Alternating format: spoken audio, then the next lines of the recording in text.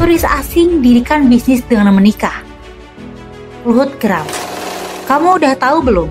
Beberapa turis asing di Bali menikahi warga lokal hanya untuk bisa mendirikan PT PMA dan mencari nafkah di Indonesia. Tapi ternyata ini malah menimbulkan banyak masalah. Bukan cuma soal nikah, sawah-sawah di Bali diubah jadi klub malam ilegal. Menteri Luhut geram dan sudah punya 10.000 nama turis nakal yang bakal dideportasi dan dilarang masuk lagi ke Indonesia. Tapi kenapa sih turis asing harus menikahi warga lokal untuk bisa buka bisnis? Emang kalau nggak nikah nggak bisa bikin usaha?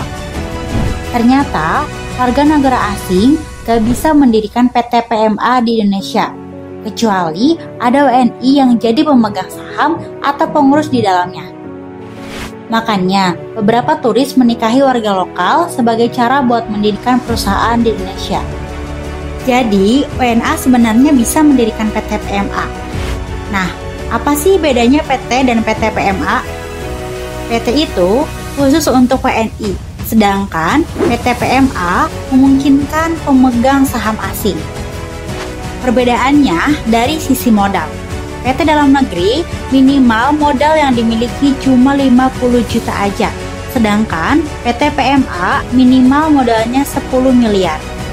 Perizinan pendaftaran BKPM, Badan Koordinasi Penanaman Modal, hingga pengurusan izin online single submission, dan pembatasan kepemilikan asing untuk sektor strategis seperti properti dan transportasi, warga negara asing wajib bermitra dengan warga lokal.